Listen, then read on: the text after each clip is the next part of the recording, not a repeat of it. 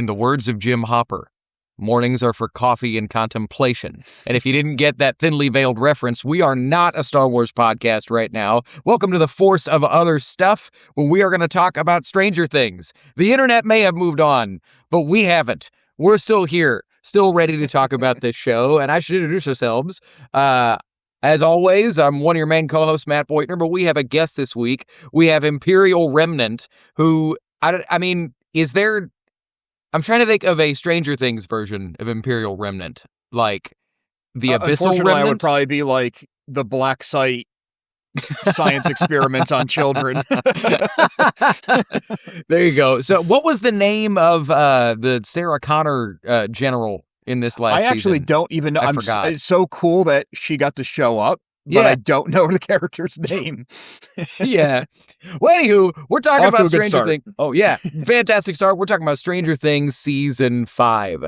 A whole lot of stuff to break down. We were just talking off mic about how, and I said, the internet may have moved on from a dumpster fire of opinions and fights and controversies and whatever else. But we're going to break it all down with hopefully, we've given it some time to let it gestate a little bit. And we'll break it all down for you today. But did you find her name? I'm trying to find it right now on IMDb. But anywho, so while you're looking that up, before we dive into the specifics of Stranger Things Season 5, just to give kind of people an insight into our Stranger Things fandom, if you had to pick one, or, well, I'm going to say two, who's your favorite Stranger Things character? Tie between Dustin and Steve, because yes. I love the pairing. Yes, that's what I was going to say is, who's your favorite character and why is it Dustin and Steve? Right.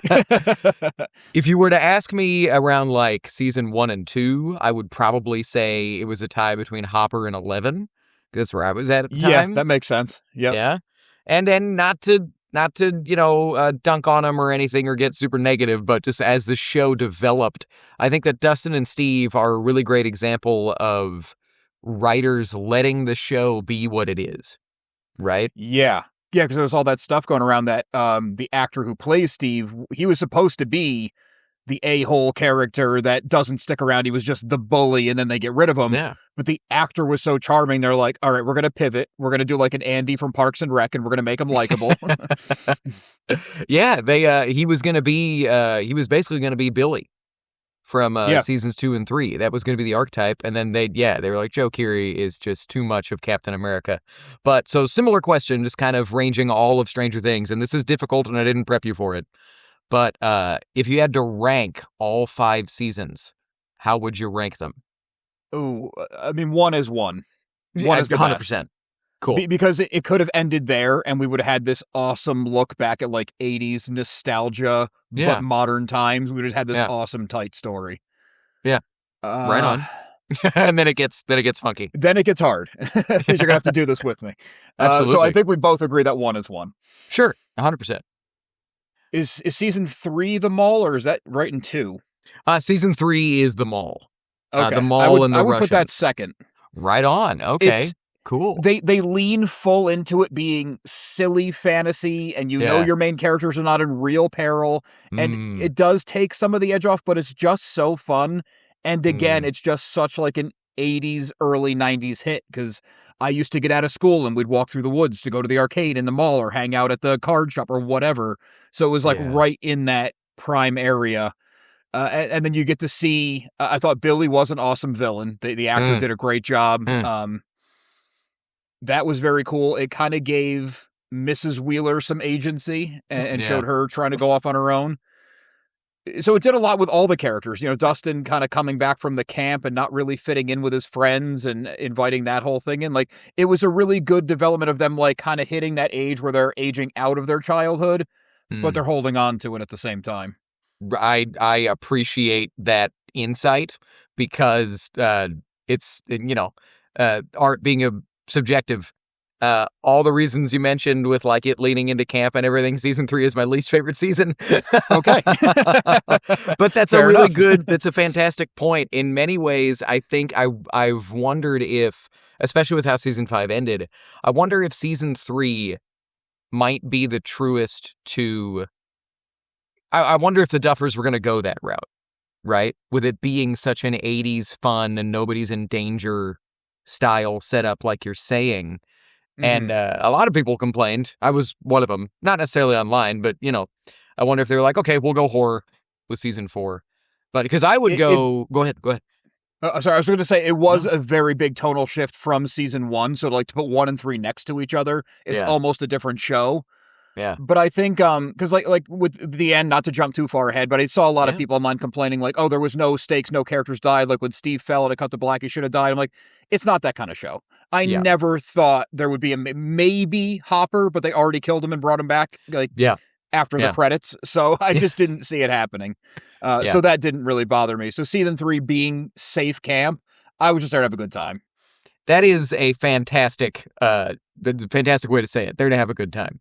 I mean, it's, at the end of the day, I think that this show, getting into opening thoughts and stuff, right? This show wasn't about monster fighters. It was about kids growing up in the 80s that had to fight monsters. But it was always going to end with the emotional realism and the character arcs being the heart of it. It wasn't... I think that a lot of the criticisms of season 5, to steer right into it at this point, boil down to people wanted more pew-pew, they wanted more action, they wanted there to be more mythology and stuff. Would I have loved a bigger, longer, more intense final battle coupled with the last 50 minutes of the episode? Yes, absolutely. Yeah. But what we got was pretty great. But I always took the whole thing as like not a direct allegory because the monsters were very literal. But did you see that like small horror movie that was like a sensation a handful of years back, The Babadook? Yeah. Like a horror monster movie, but the whole thing was this woman fighting depression. Yes. So I take Stranger Things to be an enhanced version of that, where they're not all fighting depression, but it's a coming-of-age story. It's leaving behind childhood things. It's that inevitable thing where you think back to your childhood friend group that at some point was the last time you all hung out. And maybe you're in touch with one or two of them, but it's not the same thing. But realistically, you generally grow apart from those people. And it showed really well with where they were all getting, the season 3, where they're all getting girlfriends and... not Mike, Will just wanted to play D&D. He's like, I have to stay a kid because I cannot face what comes next. Yeah. And to me, that is what the monsters and the Upside Down is all supposed to be. It's like the worst parts of growing up, the worst parts of becoming something else, and they just make it literal with superpowers. Yeah. Yeah. Love that. 100%. Retweet all of those things. Twitter's not really a thing anymore, but still, I'll go back in time and retweet it. But, what is your ranking, though? What's your number 2? Oh, good call. So for me, it's 1, and then my second favorite, and this is a hot take a lot of the time, is season 2. I love season 2. A lot of people talk about how that's the boring one, but I loved it. I understand the criticisms of they went the Aliens route, where they took one unkillable monster and replaced it with a bunch of smaller, much easier killable monsters. But that's my second one. Going back into the rankings, what's your third? I would probably put season 2 as number 3. There you go. Okay, cool. You got it down one. Yeah. Anything to add on season 2? At first, when I was watching it, I didn't like that they took Elle out on her own journey. Yeah. But then on a rewatch, I was like, well, not only do I like it, but it's necessary. Because her whole arc is, who am I? Because I was not allowed to be a kid. I wasn't allowed to be, I didn't even have a name. I was 11. I wasn't Jane anymore. Yeah. So for her to figure out that she is a person, and especially now with how it ends, and we'll get to what we think of the definitive ending. I'm sure. I don't mean to hijack your show. Yeah. It ties in perfectly to my thoughts on the definitive ending. Oh, okay, cool. Love that. Well, yeah, it's funny, because as much as I love season 2, my least favorite episode is the tangent episode in Chicago with Collie and with the criminals, for lack of a better term. Mostly just because, though, and this is worth talking about, I appreciate your insight on this. Well, number one, I've never been a fan of the Mad Max Road Warrior aesthetic. So purely self-serving thing is just like, what? Come on, what is this? But I understand it's an 80s archetype that they're leaning into. But I didn't really dig the character message of anger being good. To get Star Wars about it, you know what I mean? What Eleven kind of learned from Kali, from 8, and from that crew was, and then that you see it when she closes the gate at the end of season 2, she's releasing her anger. To quote Darth Vader. You know what I mean? Okay. And so that element of it, I didn't really dig. I loved the season overall. I think the story is great. I just didn't necessarily like that message of, yeah, kids, use your anger. Good things happen. You know what I mean? Okay, I definitely follow you there. I just had a different read on it, which maybe I'm reading it wrong. Well, whatever. I took it more to be, because the whole punk, Mad Max, whatever crazy aesthetic, you're taking the small town where they find her, what you would think like Hawkins is nothing ever happens in Hawkins, it's boring until this thing happens. You take that and you take the country girl and then you throw her into the big city. Like it's very, very archetype stuff. And to me, the message was, this is not for me. I want to go back and live with Hopper and I want to hang out with Mike and I want to, do the small town stuff. And I do see her leaning into her anger, which I guess I'm rubbing up against not so great now. But I think it was more, you don't have to be ashamed of what you have. Yeah. That's how I took it. So that stuff didn't bother me because it was kind of her awakening and also seeing what she wants. And again, I keep jumping the gun, but when Kali comes back, she kind of sees it from Elle's point of view later on. Yeah. Well, I mean, yeah, and this doesn't have to be too regimented. We can bounce around a little bit. It's definitely true that then at the end of it, end of season 5, Kali, depending on whether or not you believe Eleven's alive, listener, watcher, Adam. But that version of the story is her going, okay, maybe there is something to carrying on and not just being hateful and destructive. But yeah, and I don't mean to say that people need to shovel their emotions down, right? And I know that wasn't what you thought I was saying. No, and that's not even the Star Wars messaging either. You just have to remain in control of them. Exactly. Acknowledge your emotions, not let them control you. I just, me being the Star Wars guy that I am, I would have appreciated at the end of season 2 if she was like screaming to close the gate and then took a moment of, hold on, I'm going to channel my friends. I'm going to channel the better stuff that I have. That would have been cool. Like Hopper puts a hand on her shoulder and then she's like, I have like, people. That would have been a cool slight tweak to get to the same ending. Yeah. I'm with you there. Yeah. Yeah. But, we didn't write the show. No. But as for yeah, right. But can you imagine? But so my third favorite season, I go season 4. I loved peeling back into that season. I loved just the horror vibe, the Friday the 13th vibe. It's dark and scary. Easily the scariest season, I think, by far. It's not even up for debate. But it's very much a horror movie. Yeah, like a whodunit horror movie. When Chrissy dies the way she dies, my wife and I just like and stared at the credits. And it was late when we were watching it, and we're grown, so we can't just binge all these episodes at once like so many people do. So, but we had to watch the next one. I was like, oh my, they just we talk about no death, right, on this show and the tone, and they were saying, but when people do die, they go. It was rough, but I loved season 4. But okay, so especially coming off after 3, taking the camp of 3 and then going to like, okay, we're gonna mutilate these people before we kill them. It's like, oh no. Just terrifying. But okay, so what's your fourth favorite Stranger Things season? You've got 1, 3, and 2. Sorry, I talked over you. You're fine about it. You've got 1, 3, and 2. What's your fourth? Well, we'll see. This is why I hate doing rankings, because now I kind of want to swap 2 and 4. I want 4 to be my second best, and then or I want 1, 3, 4, then 2 now, because I also love Eddie as a character. Oh yeah. He was so cool. The whole Metallica concert at the end, kind of for no reason, was so cool. Yeah. I do have one issue with that ending, though. Hit me. Eddie's whole trajectory was like, I'm never taking responsibility. I'm kind of a burnout. I'm kind of a loser, but I'm having a good time. And in the end, they're luring the bats away. And he's like, no, I'm tired of running. And then he dies. And it's like, this is the one time in your life you're supposed to keep running. That's a really, it's true. And And, referencing season 5, they treat it as Steve being incorrect, but Steve calls Eddie out.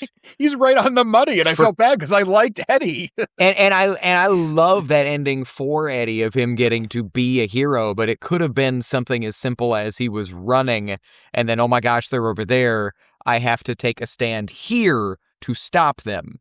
Right? Right, or he, it looks like he could bail, but then Dustin might get caught. So he's like, well, I'm not going to. I'm going to take the hit so he can get away. Just another, like with the anger thing, just a little tweak for the same ending. Yeah. But it just was kind of funny that it's like, I'm tired of running, and then he stops and dies, and it's like, but you're literally leading them away. That's your job right now. Yeah. Yeah. Right on. Well, so then I think, so you had 4 at number 4, right? I'm trying to keep track. 4 at number 2. I swapped them. I'm confusing everything. Cool. Well, my number 4. 1, 3, 4, 2. There we go. My number 4 is I'll just jump to it. My number 4 is season 5. My number 5 is season 3 for the reasons we talked about. Yeah. But, and I should have said, I think we both love all these seasons. Yeah, ranking them is, because you could ask me tomorrow and I'd have complete, 1 I think is always going to be 1. Yeah. Yeah. And I'm not even putting the last season last because I didn't like it. It just came last, and I've seen the other ones 5 times each. So maybe by the time I get to season 5 a few more times. Yes. No, that's 100%. And that's, well, we'll talk about all it here in a minute, but so okay, do you have anything else to say on rankings before I hit you with another question? In this kind of I have such a hard time with rankings. Probably, I'll be here all day swapping numbers. So, yeah, it was definitely mean, and I kind of I just jump scared you with that one. No, that's the best way to do it. Otherwise, I'd be sitting here with pieces of paper and writing it out for the whole week. Right on. But so diving into season 5, if this is your first time here at the Force of Others, like I said, normally we're a Star Wars podcast, but not today. But the way we like to review stuff, we like to lead with positives.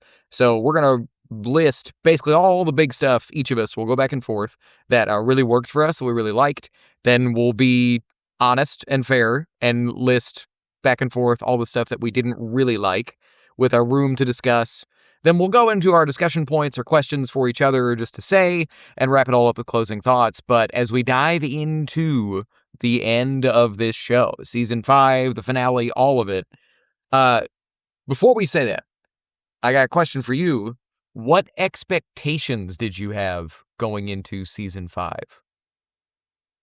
I wanted a satisfying ending. I did not want it to end in a way where they're assuming they're going to make a spin-off series. I definitely did not want Vecna Henry Creel to be redeemed. I did not want that to happen. 100%. If there was a character death or two that was earned, I would have been okay with it. But like I was saying about season 3, I just never felt like it was that kind of show. Yeah. I didn't think we were going to lose anybody. And I didn't want it to be character-wise, these people pair off and they get married. Like, I didn't want it to have too much of a bow on it. I didn't want an open ending, but I didn't want every last detail to need to be, pinned up and tied up tight.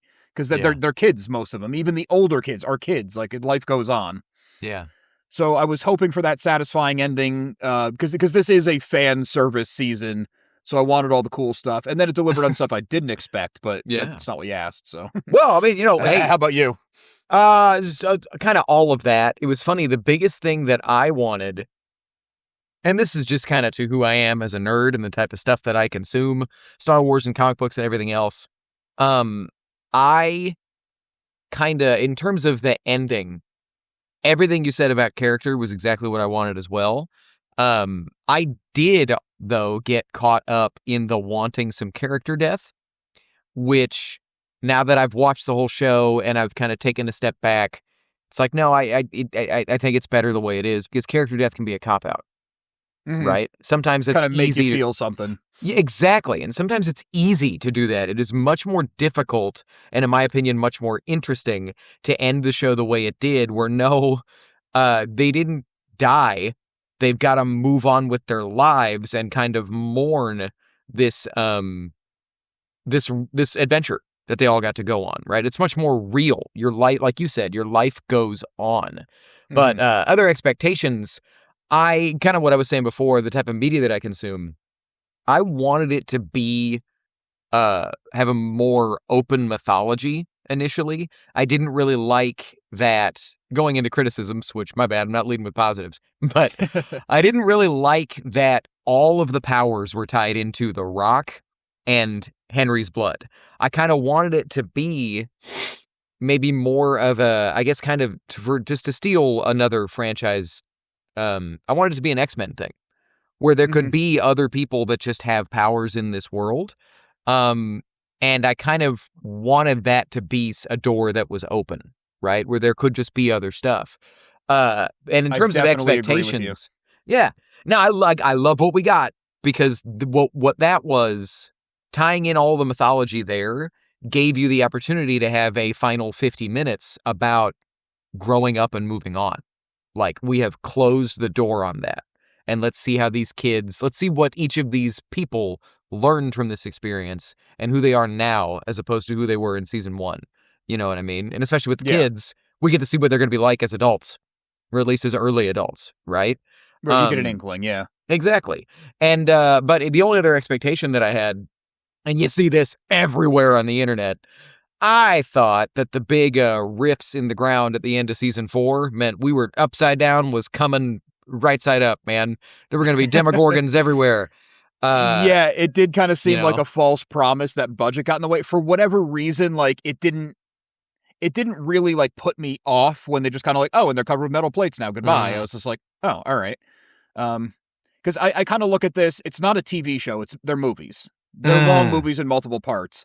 So the fact that it took 3 years between seasons, yeah, because that's usually what a sequel takes to make in a movie theater. So that didn't bother me so much, but there was stuff like that it's like, why introduce it then? Or like, why were there a million Demobats that kill Eddie, but now we don't see a single one? There's little things like that it was like, okay, they probably saved the budget for the big fight at the end. I understand budget, but sorry, I kind of cut you off. Oh, no, you're fine. And I mean, well, and speaking of budget, you know, it's kind of the, I haven't seen the financials as to what it costs to get all these actors on board, but I will never not believe that a major reason for Holly Wheeler and Derek and the next generation of kids, I think the reason they were so spotlighted this final season, a big part of it, was all these people that have grown up on this show are really expensive to get now. And really, really busy, you know? And so let's tell a story about passing off the baton, right? As these kids grow up, new kids are coming. But yeah, I also feel like part of that was seeding a sequel. Maybe it'll be in the 90s now. Hey, well, I mean, you know, to steer into that, I remember something very early in the development of this show. The Duffers talked about how one of their early plans was season 1 was going to be 80s, season 2 was going to be 90s, season 3 was going to be 2000s, and it was going to be almost like It, right? Where that novel jumps generations. I you know, and I'll go ahead and say this. Guys, people make up stories as they go. They do. I don't care what anybody says. George Lucas made up the story as he went. Oh, yeah. Right? Like, I just, screw it, because I'm curious. Where were you on all of the discourse about this finale and how a lot of the internet, a lot of the loud part of the internet seemed to think it was terrible? Yeah, I mean, I definitely didn't think it was terrible. One thing that I like to do, which seems crazy because we met through me being a Star Wars YouTuber, you being a Star Wars YouTuber podcaster. I work in web design. I work remote. My whole life is online. I do not I don't spend any time on the internet that's not work. I don't do social media. I watch YouTube, but I'm like, I'm going to watch this video. I don't scroll. So I didn't see a lot of it. I mean, it was so overwhelming that I had to fall into some of it. Like the whole, I forget what they call it, but there's some conspiracy that there was an actual finale coming out. It's like, I didn't believe that for half a second. I also thought it was kind of rude, a little bit disrespectful. Like, you know, awesome. The Duffer Brothers didn't set out to be like, you know what we're going to do now? We're going to turn on everybody and make them hate the finale. Like, I didn't get that at all. Yeah. My issues with the finale are more in like execution than story. So it's not a big deal. Yeah. I kind of lost track of your question, but I didn't hate it at all. Yeah, well, and again, a very healthy perspective. I would love to tell you that I don't spend a lot of time online, but I do. Well, but it was also, there were people in my life as a coworker, value her opinions very much. She was convinced, conformity gate is what they call it. She was convinced that was a thing. And there were a lot of TikTok videos that, if you try hard enough for anything, man, you can find evidence for it. You can prove whatever you want, especially on the internet. Yeah, but I mean, just my big thing, especially for that last 50 minutes of the series, to wrap up every single character arc as convincingly as they did, like, I don't know how you could watch that and think that you were watching a fake finale just because you didn't get the pew-pew that you wanted. Yeah. And also, as Star Wars fans, like you said, we have been hearing all of this, the ending ruined the whole story, for a long time. Yes, we have. You know, depending on who you're talking to, people have been saying that about Star Wars since 1983. Yep. So exactly, there was a lot of it that I just thought was hilarious. I was like, where have I heard this before? They were making it up as they went. This is garbage. You know, Luke and Leia are siblings. But at the same time, I'm sorry. No, I keep doing that to you. You're fine. We can say they were making it up as it went, and I'm sure they had a projected idea, and then things evolved over time. Like, people fell in love with these characters, so why would they get all new ones and do an anthology? Yeah. But one thing that people criticize that I always have to correct them on is Will was not taken by a Demogorgon in season 1. It was Vecna, and they had the clock sounds. It was all built in from the start. You can go back and watch it right now. All the same sound effects are there. That sound effect is there. I will say, I do think that was one of those where, because you could hear that beer sound effect. They have said that they had ideas for whoever the BBEG, the Big Bad Evil guy was. Yep. I've seen stuff where they weren't 100% for sure what it was yet. And I think it was something... But either way, it wasn't a Demogorgon. Yes. But I think it was something where they went back and they heard that sound effect when you first see the demo, and were like, what can we do with that? Okay. So I don't know. Like, I mean, I might be wrong, but I think it was them using stuff doors they left open to make something really cool. Like, they didn't go back in and change it, is what I'm saying. I think they built off of what they had there. It was kind of a J.J. Abrams mystery box thing, I think, where they were like, well, you know what we could do? We could tie in that sound into a much bigger thing and build it organically off what we had before. Well, that's cool. It's a cool pivot, but I guess what I like about that is that it shows that they had a thought. It wasn't a Demogorgon, sure. And then when people started saying, well, why didn't it kill Will? They were like, well, because it wasn't a Demogorgon. Like, they didn't just make it up when they got a question. Yeah. They built it off of they built it off of questions they left open, like doors they left open in the past. But they at least had that idea that, like, this is going to be big bad. Yeah. Love that. That's well, fine. Okay. Yeah. So moving into our finally leading with positives. So we'll popcorn back and forth. We'll go to you first. What's one of the biggest things that you liked on the show? One of the biggest positives for me going to last season is it felt so incredibly cinematic. It felt like a sequel returning to theaters after a few years.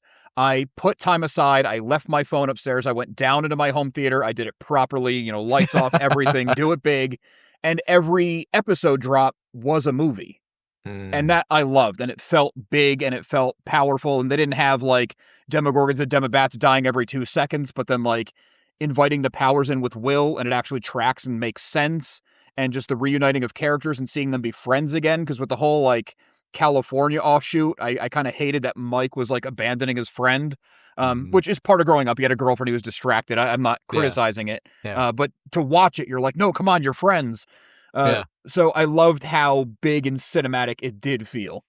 Right on. Love that. I have said it before, but I'm going to just underline it here. I thought the final 50 minutes of the series was perfection. I loved every scene. I understand the people that think it went on a little too long, but I love that they had and took the opportunity to give an hour of epilogue. and I related to every single scene. Probably the one that hit me the most. It didn't hit, like, the most emotional moment for me was the very last scene of the whole show. But the one that I related to the most was the 20-somethings hanging out going, we're going to see each other every month. And I was like, no, you won't. You're not. you will not. You're going to go from New York City to Indiana once a month? I don't think so. It's like you'll want to, but you won't, guys. It's sad, but life moves on. But I remember watching the finale. The biggest memory that'll probably never leave me from it was after the final battle was as short as it was, and they're driving back to the real world. I was like, well, wait a minute. And advantage of watching at home, right? Just hit the little arrow and saw, okay, there's about an hour left. Cool. Yeah. Great. Because I was about to be like, are we about to be done? There's no way. Yeah. But back to you, your next big positive. Yeah, I do have things to say about the final hour. Yeah, go ahead. Not necessarily negative, but I don't want to just crap all over what you loved about it. Each individual piece of it, I liked. I liked where all the characters ended up. That last scene with them playing D&D and Mike giving his version of how it actually ended for Elle. Loved it. Them putting the books. Those kind of things in a show always like hit home for me. Like if you could show the gang hanging out in the hangout one last time and you know that's the last time, that always works for me. So that ending especially I absolutely loved. I just felt like, and I didn't want it to be shorter, but they left so many gaping things like, where'd the military go? Hopper killed a lot of guys in the military. Why isn't he in prison? Like all this stuff could have been solved with 1 3-minute scene. Like Dr. K was Linda Hamilton's name. I looked it up. There you go. There it is. If they were like, well, Dr. K was never supposed to be in the Upside Down. This was a whole Black Ops thing. She was off book. So like we just have to pretend it doesn't happen and like sign this NDA and you could be sheriff again. That's all I needed. Just a few lines of dialogue. Yeah. So with everyone getting several endings and every single person getting a speech, I think we could have truncated a couple of them to give the plot a tie-up also. Like Robin kind of did a summation that then Dustin did the same similar summation. And then like they showed they were kind of popular at school again, but I don't know why they had to include that because why would they care? They like literally fought demons and stuff. Like why would they care if they got invited to a party? Well, you know who that actor was? The girl that invited Dustin to the party, she was the same one. Was she the girl from the dances, though? She shoots him down. Yeah, she shoots him down at the dance, and she makes fun of Max and Elle in the mall. In the mall, 3. Right. Yeah, anyway. She gets her face broken with the roller skate? Oh, no. That was a different... No, that was California. Yeah, hope she's okay. Yeah. I mean, I get what they were doing, but at the same time, it just didn't... There was little things. That's what I mean. I liked it overall, but there was little things that it's like... It's kind of like the kill your darlings in screenwriting where it's like, hey, we shot all these great things. What do we trim? And it's like, nothing. Throw it all in. It's like, oh, okay. Well, I think a little bit of polish would have worked. Just polish, not a redo. Because I loved how everyone ended up. Like the Joyce and Hopper thing, glad they got together. That's cool. I feel like they could have had like a group dinner scene where... The kids are talking at this end of the table, and then Joy shows that they have an engagement ring to Mrs. Wheeler. I forget her first name. I actually would have liked if Mrs. Wheeler finally told her husband to get the hell out. And I thought it was so funny. Why is she back with this guy? Well, I thought it was so funny that, like, they're both hospitalized, and they never even checked on Ted once. Never. Like, they didn't mention him at all. I thought for a minute they were going to give... Sorry, go ahead. No. What were you going to say? I thought for a minute they were going to give Ted a little bit of a redemption arc where the Demogorgon was in the house and he actually stood up to it. I thought he was going to be like, I'm going to die for my family. And then she could have looked at him in a new light and been like, oh, there you are. There's the guy I married. Like, nah. but since that didn't happen, she went through this thing for her kid and she's got these scars and she comes out and she could have just been like, have him sit on the other side of the aisle just to show, like, we didn't need a whole scene about it, but it was little things like that it's like, why didn't you just put this into place a little bit better? But I would have liked a group dinner scene where all these things are kind of covered and the engagement and we're moving to Montauk is a line. And, we should get together regularly is a line. And then as they're all like having normal conversations, the kids can kind of like sneak back to the basement for their last D&D game. Right. It would have given all the same information and just tighter. Faster, more intense. Not that I want less screen time of Stranger Things, but like I said, like the military thing is a huge gaping hole. Yeah. Well, and it's kind of, it's kind of what we were saying earlier, where like season 3, they steer into camp. It's sometimes you're always going to have your cake and eat it too with these stories, but it's like if they wanted their show to be the more real route, where it's emotional realism, and they want to ground the mythology, and no, this is the real world, but there was a weird rock that came from somewhere, and that gave him powers and whatever else, that there's one strange thing in Stranger Things, to then have the logic gaps of not tying up the military, not tying up all that stuff, makes it also feel kind of like a fairy tale.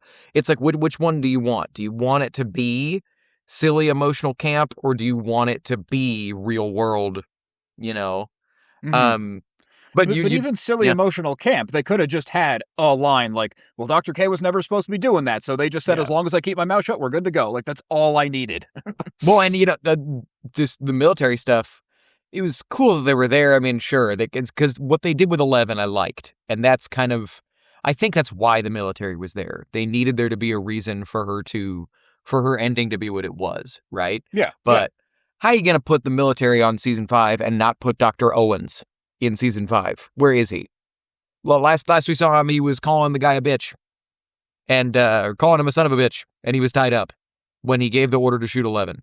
We did not, and we have not seen him since then. And there wasn't a gunshot off screen. There was nothing. Right, we just don't see him.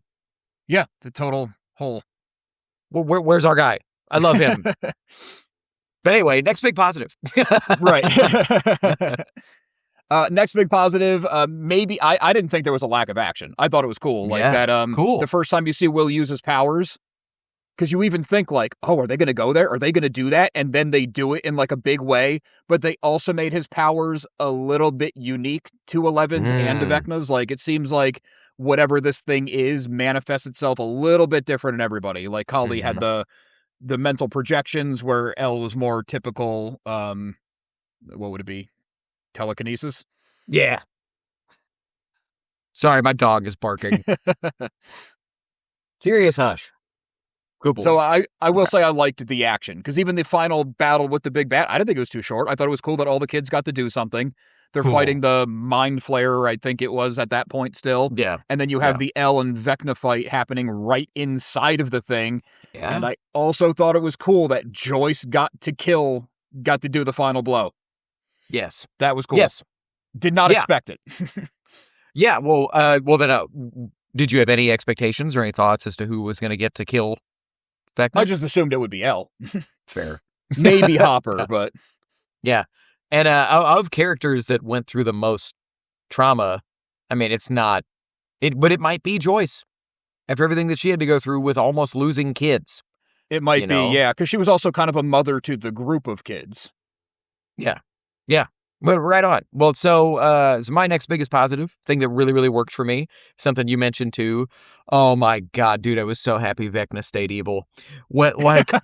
Yeah.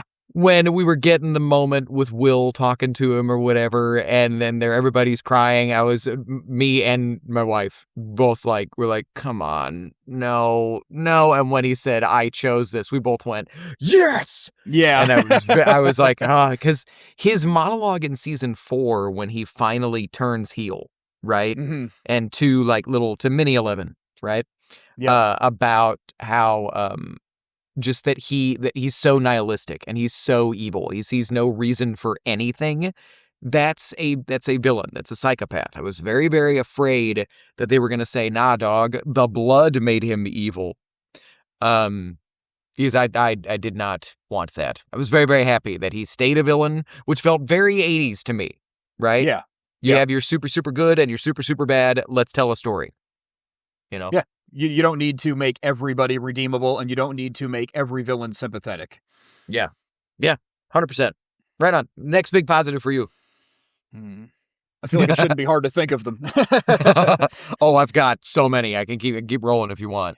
I thought the whole system they had set up right from the get-go, and this is another thing that made it feel like a movie sequel, was their crawls, and the fact that it wasn't them figuring out the first one, but it's like, this is our 49th crawl or whatever it was. they had like a well-oiled machine, and I thought it was cool that all the kids had something to do, but it was also legitimate. It wasn't just Hopper like placating them. Yeah. Like they've accepted the kids are into this, we just have to go with it. And I loved that, just to get D&D about it, they worked dungeon crawls into the show. That's true. I didn't even put that together. They're literally checking out grids on a map. It is full-on dungeon crawls in the D&D show. And just, that's a really good point. Yeah, and the creative in my brain, I was just like, how would I never put this together, that they were going to do something like that? I just thought that was awesome. It was so cool. It was also cool they tied in the tunnels from previous seasons. Yes. Because when they were in those tunnels, I was like, what are they doing? I'm like, oh, that's right. Yeah, those things wouldn't just disappear. Yeah. Yeah. Yes, I loved everything about it. And just, like I said, the tie into D&D and that, like, because, who is it, Will or Mike? Mike explains it to Holly, like, what a dungeon crawl is. Your hero goes and is clearing out the dungeon, and it's literally what Hopper's doing, you know? Anywho. But my next big positive, I loved the way there was a legacy to the Hellfire Club, right? I loved that, like, similar to things you see in kind of real life sometimes, they were demonized, they were villainized, and it's this, like, it's this symbol for all the problems that, like, happened in this town, right? And that people are graffitiing Eddie's grave and stuff. It was tragic and awful, but I loved it for, like, the story aspect of it. You know, the story aspect and the continuity, because the town wouldn't, like, if they truly believed that this guy that they perceived as like a burnout loser was murdering people in these horrific ways, they're not forgetting that in a year. Yes, 100%. And it would be thought of. People like to blame things, right? That's just human nature. You need someone to put it on. Yes, that club would absolutely be blamed. Begs the question as to why all the people that were members of that club aren't hated. But there's always going to be holes. I guess that it's not like a military-sized hole, but because they cheer at the end when Dustin says Hellfire lives and he rips his dress shirt off and he's got it on, and they all cheer, but they weren't wearing it, so they were probably just like keeping their heads down. That's fair. Yeah, stick it to the man. Yeah. But, you got other big positives? I mean, I'm sure there are a million. I feel like I don't want to run out already because I did really, really enjoy the end of the show. I like bringing Kali back. I did not expect that. I didn't see it coming when they found her tied up. I thought that was really cool. Yeah, it's so funny to keep things balanced. That was something my wife and I groaned. Because you didn't like her in the other season. And it was just like, and like she was fine. I didn't that arc and that episode is like hated. It's like one of the lowest rated episodes of the show, most places on the internet, and a lot of people don't like that tangent. I thought it was cool to have other people with powers. I would just remember when there was that big reveal to who it was, and Hopper's standing there, and then he moves to the side. There was a moment where I thought, are they going to bring back Elle's mom? Is she the one that has power? And I was like, is she not dead? And I started to freak out, and then it was Colin, and we were like, oh, okay, lame. All right. And then, you reset your expectations and accept what it is. But I love what they did with her. That I will too. say. Yeah. I love what they did with her. So, like, I understand why they brought her back.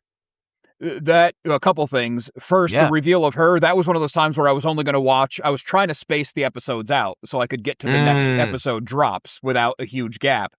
And when they ended on Hopper comes back after locking Elle out of the room and is like, okay, you got to see this. I was like, I can't stop now. I have to see this. So that got me just like when they killed Christy got you. And also, that is what I was saying about the tangent that people don't like in the earlier season is so important now looking back, because you see the small town girl going into the big city crime thing. Kali is all about anger and revenge and doing whatever, where Elle has caring friends, maybe naive, but caring friends who love her. And Kali had no one to love her. And Kali's whole thing is like, we need to die with Henry so that this all ends, and sees how much Hopper cares for Elle. And then is like, okay, there's probably another way. You don't have to do this. So I think it actually enhances what came before. Love that. Yeah, I will agree. They gave her she got to show character progression. And got to show why she was included. Yes, 100%. Yeah, so you talked about it, but I mean, Will having powers, chef's kiss. That's my favorite. That sequence might be my favorite action sequence on the show. Just that whole oneer with all the Demogorgons attacking the city square, right? That's been repurposed into a military base. And then the end reveal of Will having powers. The only thing I didn't like, I got spoiled. Oh, I got spoiled sucks. on that. You talk about being healthy and not being online. Yeah, it could not be me. Yeah, but I don't get spoilers. Maybe I should not be online anymore. But I talk about my wife a lot with this show because this is the only show that I can think of that she and I have watched every single episode together. Like we had just started dating in 2016 when this came out, and we're both nerdy, shock. So we were like, let's give this show a go. And we've watched literally every episode together, but she was traveling when season 5 first dropped, so I had to wait. It sounds so first world problems. I had to wait like 3 days, but I did. And then you got the spoiler. And I just saw the image of Will, reaching like this with the whited out eyes or whatever, and I went, well, I know what that could only be. And then as I was watching everything fall apart at the end of season 5, volume 1, I was like, how are they going to get out of this? I know how they're going to get out of this. Right. Oh, that sucks. How they did it, absolute perfection. You get the mentor, Robin, telling Will, and the show does such a good job of what the characters mean is clear, but they're not literally saying what they mean. Right. Yeah, the dialogue's pretty well written. It's not super clunky. For a show that does a lot of explaining, it's not super clunky. Yes, but for her to be telling Will, and what they're talking about, of course, is Will's sexuality, right? Mm-hmm. But that she eventually learned that it wasn't about when she says it wasn't about the person I had feelings for. It was about me. Yeah. It was that I had to be myself and harness myself, and kind of the opposite of what I talked about with 11 earlier at the end of season 2, where it was anger, right, to close the gate, that those memories that Will sees before he channels powers for the first time, it's all happy memories that they've talked about on the show before. Him and Mike sitting on the swing set they brought up in season 2 when they're trying to bring Will back, right? And then the stories of there was another one. Him and Jonathan building Castle Byers. Again, from that same sequence in season 2, that it was those happy memories that we've heard about before that now we're getting to see. Culminating in him having powers was just, I thought, just an absolute masterstroke. People have said it to death, but it's one of the best moments of the whole series for me. But, I loved the way they handled it, because I don't want a show to be message over story. If you have messages to tell, great, but story first. Yeah. You have to tell me a good story, make it entertaining. If you have something to say with it, even better. I did see a lot of people criticizing, and this is, especially doing a Star Wars show, there's so many times where I just want to be like, just shut up. Just shut up. So many people were like, how could this guy come out as gay and everyone's okay with this? Was the 80s. And I'm like, it's not that kind of show, first and foremost. And second, you think his close friends who have been through all this, even if one of them had all the worst ideas of what a gay person was because of the 80s, would see their friend and be like, but I know he's not all of that, and change their mind? Like, right. It's an insane thing to get caught up on, I think, to have a problem with it.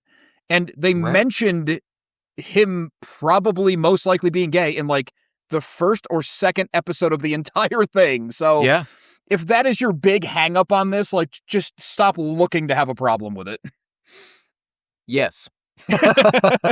Well, and I'll tell you, just to steer into all of it, it's in the first episode that they first I couldn't remember if it was the first or second. It's the first scene with Joyce and Hopper.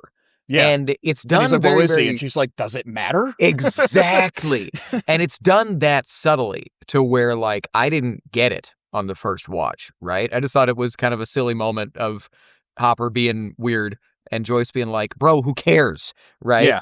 But then when you put that together, exactly. Then when you put that together with season 3, and it's like, it's not my fault you don't like girls, right? It's like, oh, okay, wild, Yeah, but and like it was. The painting that Will does for Mike when Mike comes to visit, and that's why Will is so hurt when Mike's only concerned with what's going on with Elle. Like, it's all there, but the way they do it, they're not just like beating you over the head with it. Yeah. Well, and I'll ask you, so did it bother you that one of the last moments of the second to last episode of the show and the last thing that the team does before the final battle is Will's coming out scene? Did that bother you? Not a trap question. I'm just legit curious. No, not at all. I think the scene, just as a pacing goes, was a little long because it's like, hey, there's going to be a planet colliding into ours that will end all life. Could we, maybe get your feelings out a little quicker? But it didn't bother me because it was worked into the story, because Vecna was preying on his fear. His fear was being rejected by his friends and family because of who he is and who he's hiding that who he is. So he had to come clean, or not come clean like he has a dirty secret, but he had to put it all out there so that Vecna would not have that over him, so that he could tap into his power and he could move forward. Yeah, 100%. It's, this show has always been about emotional realism. It has always been about overcoming trauma. And one of the things that you learn about trauma, whether it's therapy or whatever, you have to be open about yourself and about who you are, and harnessing who you are is a very, very powerful thing. Not to summon identity politics and everything else in movies and fiction. It's everywhere right now. But when people are honest about who they are, to quote Brooklyn Nine-Nine, the world becomes a more interesting place. Straight up. So, and it was funny, on first watch, I will admit, I was like, why is this the last thing that we're doing before we fight Vecna? Why is this the most important thing on the show? And then I, rewatched it and was like, oh yeah, they literally say that Vecna doesn't lie. He uses your weaknesses against you. And if you have secrets, really what he's saying is, if you're ashamed of yourself at all, if you're not mentally 100% solid, he's going to use that against you. And I loved you could say that it is kind of a fairy tale, but that it was the 80s and everybody just accepted him for who he was and hugged him. I loved that. I loved what that said about this group of people. Yeah, because it was also these people they've seen, if that's like the petty thing they're going to get hung on about, they're not the kind of people who can face alternate dimension demons and stuff. It's not like everyone in his high school all of a sudden thought he was the best guy ever. Like, I bet those jocks who were beating the crap out of Dustin would have had a problem with it. Yeah, 100%. But so last big positive that I'll bring up. Well, actually, I got a couple, but I'll go fast. The upside down being a wormhole space-time bridge thing, but made of flesh. I really, really liked that. I thought that was really cool and original. I definitely thought time travel was where we were going with the Einstein-Rosen bridges and everything else. Because every time the teacher talks about something science-y in the classroom, it's what the season's about. Every time. I thought it was evidence we were going time travel. Yes, but I loved that it was, we're going to do a wormhole, but in a way that I've never seen anybody else do, that it's a flesh wormhole, which was gross and cool. Yeah. But I loved that. I also thought it was cool that Henry Creel didn't create the Demogorgons and all that stuff. He just took over that world. Like, he conquered it. I thought that was very cool. I love that they brought the science teacher back in. Yeah. He got to join the crew. Yeah. It's not necessarily something I loved, but something else, another hey, shut up moment. A lot of people complain that the Holly got too much screen time because she wasn't really in it. But every season brought on a new major character. Good point. Max wasn't there from the start. Robin wasn't there from the start. Erica wasn't there from the start. Yeah. So every season we get a new member of the crew. Maybe Holly got a disproportional amount because, like you said, budget, schedules, whatever. Yeah. But it also played into Vecna's wider plot. So, maybe it was a few scenes too many, but all in all, she was just the newest member of the crew. Yeah.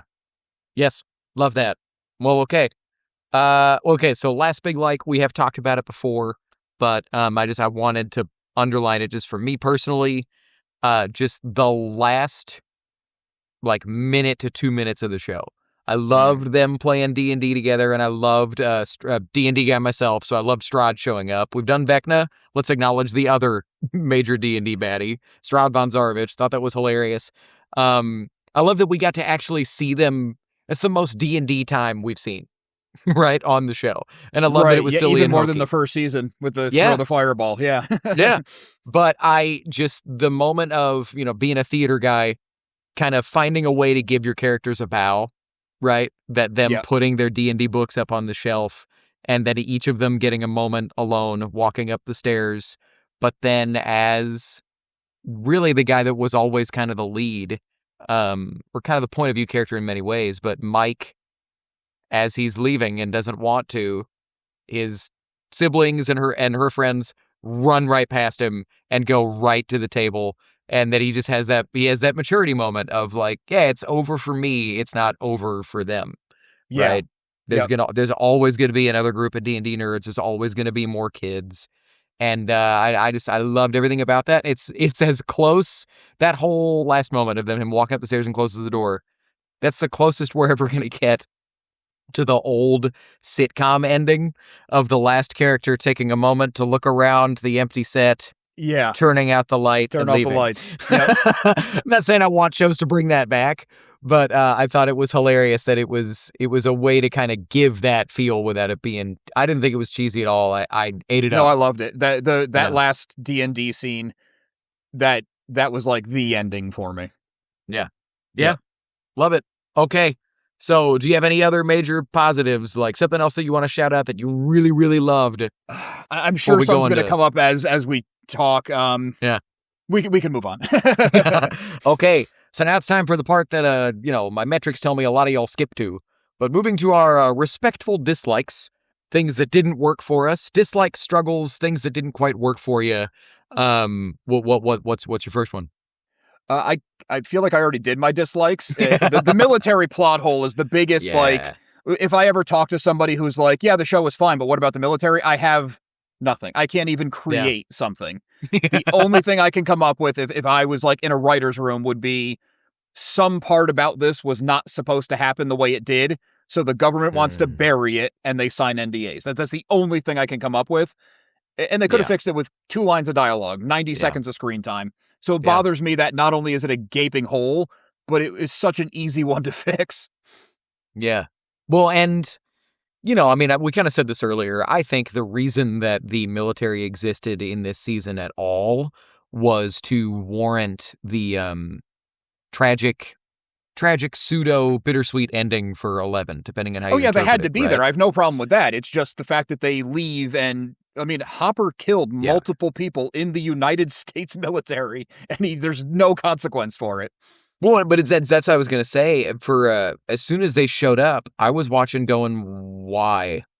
Why are they, what is this? Why are they here? Why are we doing military again? And it's not just the main guy that was chasing them last season. Dr. K was cool. Linda Hamilton did a fine job. It was good to see another 80s star. But I was kind of like, why? And it was to give people, Hopper people to shoot at and stuff that weren't Demogorgons. But yeah, I would agree. It's just a strange choice to not acknowledge any of that. I thought, it did not acknowledge it, but I thought the military presence tracked with they were trying to use their blood to create other super weapon soldiers. Like, that's what the military does. They want the next best thing, so. That's true. Well, but so now as we're full on into the weeds, just for me, the final battle was kind of a major letdown. What it was so cool that we're gonna fight this giant kaiju spider. By the way, super loved that it didn't have a spider face. Major arachnophobia, this guy right here. So as it was unfolding, like when I saw the tree, I was like, that's looking pretty spidery. I bet you we're going to fight a big spider. And as it was unfolding, I was going, don't have a spider face, don't have a spider face. It does not. Yes. Great. I can watch. I'm not going to be watching like this. I can just watch and have a good time. It was a super cool monster, super cool idea to fight a big kaiju. But like, I still do get kind of caught up in it. It was cool. It didn't feel like the epic finale to me. Like they gave everybody something to do. They and I love that everybody got to be a hero. I do like that everybody made it out. I just would have liked to see Will holding off like 30 Demogorgons or something. You know what I mean? I want to take budget out of the conversation because we don't know the metrics behind. We don't know how it works. Let's just say that they had an unlimited. That wasn't even the problem. My fear is if it was like, okay, well, we have to hold back the wave of Demobats, and then it becomes the Demogorgons, and then here's some new in between species we haven't seen yet, because that's something else they were doing pretty much every season. Yeah. Then they get to the big bad with the giant spider thing, and they have to buy time for L, and it's a hive mind, so we have to weaken it. All of that was cool. But if you add in so many layers in front, the fact that these kids and under-equipped people are surviving again and again and again, your suspension of disbelief gets stretched further and further. We're at a point, it's they just killed 800 monsters, or Will just learned he had powers 24 hours ago, and now he's as powerful as L. Fair. I feel like keeping it shorter made it. I mean, it's hard to use the word believable when they're fighting a hive mind spider, not spider thing that Vecna's living inside of. It's hard to say the word realistic, but that suspension of disbelief, I think, would have gotten too far if they fought too many waves of things. That's a good point, and I like that. It's worth bringing up. Netflix put out a documentary of the making of this season. Oh, I gotta watch that. It's a good time. I mean, it's as all documentaries go. It's also a commercial for the thing, of course, right? But I've seen the thing. I want more. Yeah, and it was really cool. I really liked. They got a lot of access. It reminded me of the documentary for the making of Star Wars Episode 1, where there were times I was like, I'm kind of surprised they let a camera in here. Yeah, they're mad, or whatever. But there was one kind of throwaway thing that I think that one of the Duffers said. I don't remember which one, but he was talking about the final episode, and that he's like, it does all culminate in the final battle, and he said there was a middle battle before that, but that's gone away. And they don't say if they shot it and it wasn't working, or if it wasn't working on the script page, or if it was a budget thing. But so I think there might have been at some point some kind of Demogorgon, Demobat, something in the abyss that they fought through. And it might have been very well what you're talking about, where they're like, at a certain point, how much these kids need to survive. We also can't have a 3-hour final episode. If that was the concern, I'd be like, yes, you can. Yeah. Give me 3 hours of Stranger Things. Add another episode. Because you'll make Netflix happy. More viewing hours. But yeah, I just, I wanted to acknowledge that I liked everything that it was. I just could have dealt with, as much as I make fun of people for hating it and think that Conformity Gate was real and there was an extra episode that was going to drop, I also would have liked more shooty. But you had a good point. If there was a whole other battle and even with that thing I was saying about the suspension of disbelief getting too far, I would have accepted it because that's the show that it is. And if it's more cool action, we watched the Marvel stuff for 20 whatever movies, and those characters are all still ticking. So it's fair. It's fair. Even Tony Stark to a multiversal degree in a way that I hope is cool. Yeah, I don't have high hopes. Me neither. But hey, even if it's bad, I'll still go see it. But okay, so next dislike or struggle for you. Well, I just feel like I talked about editing, the final hour. I liked everything that happened. I just feel like it could have been handled a little bit better. Yeah. I don't think we needed Robin's speech back at the radio station. Okay, which one was that? I forgot. Well, it was the first speech of the long epilogue where she's like, hey, everybody, I'm back, and here's what happened. We never knew she left. It wasn't like it was a year in between the episodes. Yeah. She wasn't historically at this radio station the entire season, so it's not like we missed the location.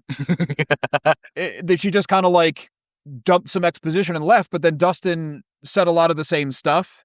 And then Hopper and Mike talk about some of the same stuff when they get into what's going on with Elle missing.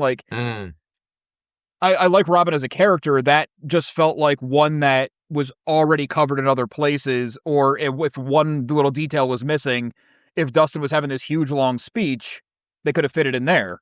Because also I like Dustin's speech, but when he's really yelling at the principal, I'm like, we've never seen this guy. This guy was not a constant thorn in their side, shooting down their fun. So there was, awesome. it's nitpicks. It's nitpicks. I like it overall, but it's just little things that it's like, why spend the time on that? Hey man, nitpicks are valid. That's also, sometimes I'll get really nitpicky and it's just silly. But yeah, I mean, I liked it only because I liked that it kind of bookended the season, right? That you start with a Robin monologue setting the stakes for where we are, right? And that we're in quarantine and whatever else. And then you start another one. Of course, I was also kind of like, they do the time jump, right? 1 year later. You could have done it without it, but I was sitting there going, or not, it was 18 months later, right? Or something like that. I was watching going, that is so specific. Why are we jumping 18 months? And then she said they're graduating. I'm like, I'm the stupidest person in the world. How did I not put together just for that? That's what they're going to do. Like that makes sense. We're going to watch the kids grow up. But yeah, that of all of the ending wrap-up scenes, that was the one that I was like, kind of like you said, I'm not really nostalgic about the squawk. Right. And I like Robin as a character, but she's not one of the core. Yeah. Yes. And she kind of was. She kind of was this season in many ways. No, she was, and I think that's cool. But as far as wrapping up a season, I was going to say 5 year, much longer than that, a 5-season show. Dustin, Mike, Lucas didn't get a speech. Where was Lucas's speech in all this? Like, Lucas kind of became kind of a meathead this season, which like he kind of always was to a degree. He was always kind of like the dumb, well-meaning kid. Well, I mean, I'm not a D&D guy, but don't you need a tank? Don't you need the warrior 100%. Class or something? 100%. Yeah, so yes, you need your like fighters. When he first stood up for Dustin in the school, I was like, oh, here we go. Because the bass drops and stuff, and I was like, I like that he's like the alpha now. That's really and they fun. shot it like low angle, so he's like look huge in the frame. Yeah. Sidebar. Marvel Disney, I know you're not watching. He's got to be your Miles Morales. Just gonna put that out there. I'd like that. I'm not the first person to say that, but he has to be. I think he would be excellent. But all right. So next whiny dislike or silly struggle. Hey man, we need badass moms in media. Moms are heroes too. I didn't really buy Mrs. Wheeler fighting off a Demogorgon with a wine bottle. Obviously, it didn't work out. But my brain was jumping to season 4 when there was a room a yard of Russian criminals with axes and swords getting demolished. That's a good point. But Mrs. Wheeler comes in with a wine bottle and the Demogorgon stands there as she stabs the crap out of it. Obviously, it doesn't work out. But I was kind of like, come on. And then kind of in a similar vein, I just like, again, I'm here for moms being badasses. I think that's fun, and I think it's valid. And young ladies need to see that messaging, as well as moms need to see that messaging. But when you have Demogorgons chasing your heroes through the I was about to say the hotel, through the hospital, and they're chasing a boombox that is still playing music, and then the Demogorgons get distracted by a clinking washing machine, only to walk over there so it can explode, so that you can get your hero reveal of it's not Nancy. I'm forgetting her name right now. I would just keep saying Mrs. Wheeler. Her first name. Fantastic character. But that moment, I was like, come on. They walked away from a rocking boombox to that. It's like, what are... All right. But like I said, nitpicks, whines, I just thought it was right, because you could extrapolate on that nitpick and be like, why was he approaching the boombox so slow? These are like wild, crazy things that like run on all fours to get to their prey as quickly as possible with no fear of guns or anything. Yeah. Fire was the only thing they established that they were afraid of. Yeah. So run away from what might explode. But yeah, I just, it was the wine bottle of it all. I will say, I loved that sequence. I thought it was hilarious that she was listening to ABBA in the bathtub. I thought that was perfect. And there was some behind the scenes thing that I heard that just the whole sequence of her drinking wine came from a joke that the actor made off like on set or whatever of just going, how am I so unaware of everything my kids are doing this whole time, and it was either her or somebody else. Maybe I'm just a little bit drunk all the time. Yeah. I thought that was so funny. So and they tied that really into tracked with her crappy husband. Yeah. What a goober. Yeah, I mentioned earlier, but I do think it's similar vein. I think it's hilarious, and it was a dislike for me that, like, I mean, hey, if you have your joke characters and you need your comic relief, and that's fine, but they never even check on Ted. They never check on him. The kids aren't even hospital. like, okay, let's go see Dad next, and then it cuts to the next scene because we don't care, but the kids can at least care. They don't even mention it. I was like, come on. But all right, any other dislikes or struggles or silly nitpicks? You kind of brought it up before. I don't like the powers being so cleanly defined with that space rock. Not that they explained it away, but I think that's going to be a prequel series if I heard right. Yeah. No, I think it would have just been cooler if some people just have it. Yeah. And I think that comes from you and me having a penchant for Star Wars and superheroes and everything else, that, like, the idea of powers isn't, like, crazy to us. It's just like, yeah cool, great. Tell and a cool the story unexplained can be more interesting than the explained. On the nose. Yeah. 100%. Yeah. And now I'll still watch whatever that prequel is. I'm absolutely the cartoon mini-series thing they're doing, filling in the blank. I'm going to watch that. I'm in for all of it, but yeah, well, I'll save that for a minute. But okay, so let me think, because I have a lot of wines here, and I'm trying to figure out what's stupid. This really, really shocked me. But for kind of the first time on the show, there was I didn't really like Millie Bobby Brown's performance. I was kind of baffled by it. I want to bring it up because I think she is so talented. I mean, season 1 and season 2, it is really, really difficult to act well as an adult, much less as a kid. Mm-hmm. It's like, I think I've said to you before, and longtime listeners, watchers know, I am an acting teacher. Like, I teach theater with kids all day long. I have an academy. It is really, really hard for kids to act, and there's a reason she has blown up. But I didn't really like the way she was written this season. To me, she kind of became a side character in many ways. Am I crazy for saying that? No, I see exactly what you mean, because it was very back and forth. There was some scenes where you're like, this is Millie Bobby Brown. This is the future of movie. Like, she's going to be somebody for a long time. Yeah. And there was other scenes where it's like, she doesn't want to be here right now. Yeah. It was very, very strange that it all felt that way. The only thing I can think is, again, what you were saying about timing, where maybe they just had to rush through all of her stuff, and they don't shoot in sequential order. So some of the scenes where she just wasn't into it might have been at the end of a shoot, at the end of a long day, at the end of a long 2-week stretch, whatever it was. Yeah. But maybe there was just some scenes you just had to, like, we just got to get through it. We're out of time. Yeah, 100%. It's probably very valid. And along that same line, I didn't really like what they did and really didn't do with Hopper and 11. The whole him bringing up Sarah, him having to trust her and let her go. I feel like every other character on this show moved forward, and Hopper was still dealing with the exact same stuff he was dealing with in season 1. And in that moment with the two of them, I was like, guys, we did this in seasons 2 and 3, where he has to trust her. I felt like that too. It's like, haven't we had this conversation? Yeah, I will say, because to be positive on top of my negatives, I loved the scene with him and Mike sitting on the bench in the square, where Hopper talking about how you have to make your peace with what happened. You have to move on. Right, that's what she would want you to do. There was a quote that I should have looked up and I forgot. If I can find it, I'll put it on the screen right now. What happened is not your fault. The way I see it, you got 2 roads ahead of you. You got one road where you keep blaming yourself for what happened. You keep going over it in your head over and over what you could have done differently.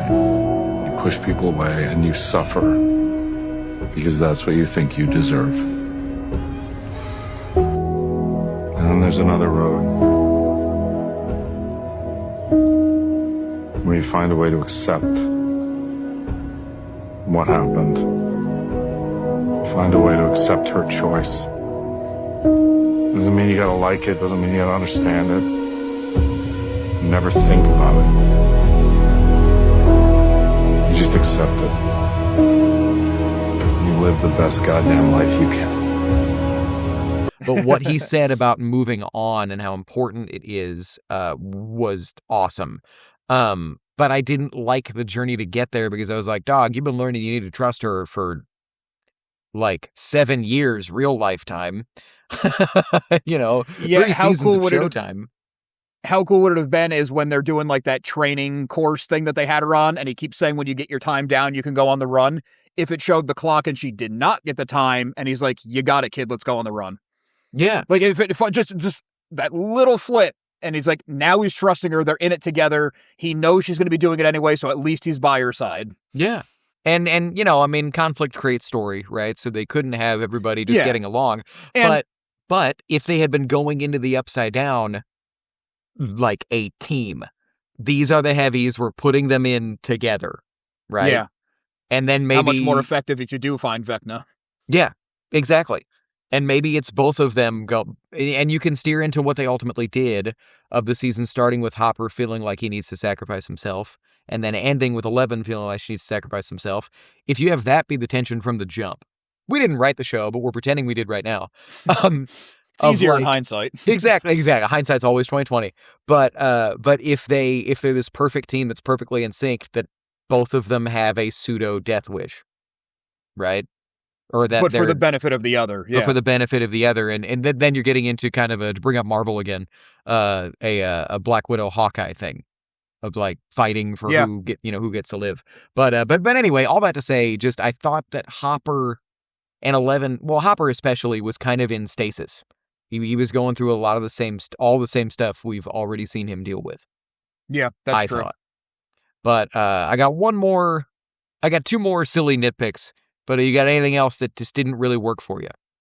I had a few, again, nitpicks. We keep using the word. But it was because I did see the play, and I know they can't make the final season of a massive show about something that happened in a play that very few percentage-wise people got to see. Sure. But there were things like Joyce knowing the name Henry Creel. She went to school with that guy in a year where a lot of weird stuff happened, and it doesn't tie to the Upside Down directly in her memory. She didn't see that, but you're not forgetting memories like that from high school. Yeah. She's not that old. She's not senile. So I thought her knowing the name and not putting it together was a little bit weird. And then I thought there was a missed opportunity in the scene where Hopper proposes and there's the black woman singing. Yeah. That should have been Newbie's stepsister because she was a performer who went to Vegas to find her performer mother. And it could have been a thing that they included as a wink to people who saw the play, but if you didn't, it changes nothing about the scene. Yeah. Yeah. I think, I don't know what the wider business conversation of it is, but they just announced, like, I think last week that they're going to finally do a pro shot and put it up on Netflix. I'm very excited for that, yeah. Me too. I'm excited to finally get to see it. But I don't get why you don't do that before season 5 comes out. Yes. I'm sure that the reason they didn't is they didn't want to hurt ticket sales of the play, right? Because I'm sure that the time that they sold the most would have been leading into the last season because it was the only way to get something before. Probably. But yeah, and tying into the play, silly nitpick. Again, I've mentioned theater guy, but I did not know that the play that they're putting on in the Broadway show isn't Oklahoma. So when they're passing out, you know what I'm talking about? Because Joyce is putting on this play, and all that I know from the show is she's passing out flyers for Oklahoma auditions, and then we go into the tech rehearsal, and I'm watching this going, what the f*** are we watching? This is not Oklahoma. What is going on? It's just like, what is this? And then I looked and I watched a recap video of the Broadway show, and I was like, oh, yeah, had no clue what we were looking at. If you don't know, the Oklahoma musical is, oh, what a beautiful morning. Right. Very like podunk hillbilly, not hillbilly, but just happy Western safe. Good time, safe. And I'm watching people dance around in hoods and masks. And I'm like, what the hell is this? So that's just fair, silly nitpick. I thought it was cool that they went back in time to the time that the play takes place, where you see young Joyce and young Hopper and all that stuff, because it's like, it's one of those things where it's winking to the people who had the opportunity to, but the people who didn't, okay, fine, they went back in time, no big deal. But not being a theater guy and knowing what happens in the play, I didn't put it together that like, oh yeah, she changes her mind because she wants to like really like, blow people's minds. She doesn't want to do the same old, same old. Yeah. It's not really relevant to the ending of Stranger Things, the series. Yeah. But because you know what you're looking at, it's like, what happened? Where are they? Yeah. It was really funny. I was very... So I guess I kind of gave you a spoiler there about the, sorry. No, you're fine. I've looked into, I know everything that happens in the play. I caved. Leading into the final episode, or it was after the final episode, I was just like, I'm just curious to see, and somebody had out a recap video and they broke down everything like plot beat for plot beat. Mostly because... I think I remember right. It was like, I really want to figure out what the hell play they're putting on. Because that is not Oklahoma. Nothing about the lore of Stranger Things. Just what play is that? I am so confused what that moment was. And then a last silly nitpick, and this is like so whiny, but I thought it was so funny. So the Upside Down is this dark dimension of shadow and lightning and floating poison particles and monsters, and the abyss is Nevada. I was just like, this is kind of lame. I'm going to be honest.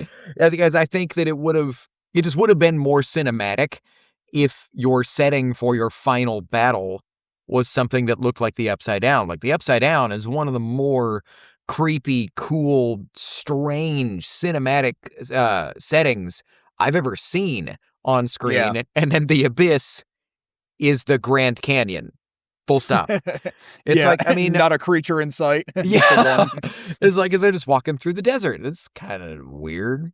And, whatever. The budget conversation, all that comes into play. But, dog, just have the Mind Flayer kaiju crash through the ceiling of the Upside Down and have your big fight in the dark version of Hawkins. Yeah, I guess it would have been cooler if, like, the Abyss was... What's the Upside Down look with 1,000 more years of evolution and growth? Sure. Yeah. Like, as the closer they get, the more it's built up, and it's kind of like creeping into the tunnel. That would have been a lot cooler than, a desert. Yeah, that's a good point. But anywho, any other things that didn't work for you, nitpicks or serious things, before we go into any kind of final discussion questions or anything else? No, I think any issue I had with it can really be solved with like, oh, we needed 2 sentences on this. They could have trimmed this a little bit, but it's all very... It's all nitpicky. Surface level kind of, yeah. Yeah. Well, listener watcher, if you were expecting a rant for an hour and a half, sorry, we liked it. But so really, we kind of talked about a lot of this stuff that I had. Oh, but I'm curious on your insight on this. So with everything they established with the hive mind and whatever else, should Will have been harmed when they killed Vecna? That's a good point. Because I was going to say no, because it's not, the particles aren't in him anymore, but he had the powers. Yeah. So something was left behind. But I guess if you made that argument, couldn't you make that argument for L? Yes. Yeah. That was the other thing about having the powers come from blood. This wasn't my question, but I thought about it too. If all the powers come from Henry's blood, isn't everyone that has powers kind of connected to the hive mind? I mean, you can find all kinds of... Well, the powers came before the hive mind. He became Vecna because he had the power, so he could dominate. So the blood is like a step before, I think. Okay, that makes sense. So that does make sense then. But it doesn't make sense with Will. Yeah, but it didn't hurt the kids either. All the kids who were plugged into it. Yeah. Yeah, but specifically with Will, like every time a Demogorgon gets touched by fire, they are harmed. Or he's on the ground thrashing and rolling around and screaming. Well, that's why all those black smoke stuff was in him, and he spits it all out. Yeah, that's fair. Well, anyway, so I'm kind of back and forth on that. I don't really have an answer right now because he wasn't harmed and the kids weren't harmed, but he does have powers, so something changed in him. Yeah. Well, and it was one of those that I think I was very disappointed. Just, hey, anybody that writes anything that's out there, when someone asks you a question like this about your story, just make something up. Don't be tired. Oh, you have to. Yeah. I'm pretty sure just make something up and have fun with it. if I wrote it, I'd be like, it's funny you asked that because, and that would be me buying time to come up with it. Yeah. Or you can even be cute and you can be like, well, it's funny you ask that, but the thing about it is it could be this, and I'm actually going to say that it's this right here, and I have lots of versions, but I'm going to say this, and because I wrote it, that's how it is. Yeah. But I think I saw something where the Duffers were like, yeah, we just didn't think about it, and it was like, guys, that's giving the Game trolls of Thrones finale answer. You don't do that. Sidebar, the people that think that this ending is as rough as Game of Thrones, I think that's crazy. I think that is a crazy thing to say. Yeah, right. Yeah. Anyway, that's insane. Last discussion question, which is really, I think... Oh, no, I'm wrong. I have another one. So I mentioned this earlier. I thought we were going time travel. I thought it was cool that we didn't, but I thought that's what they were setting up hard in Season 5, Volume 1, just with everything with the clock in Season 4. But the clock, 12 kids, 12 points on the clock, and then there were little silly things. I saw this somewhere online, but the video game Derek is playing in like that first scene in his bedroom is an 80s game where when you get to the final level, it sends you all the way back to the beginning to have to play through the whole game again to get to the real ending.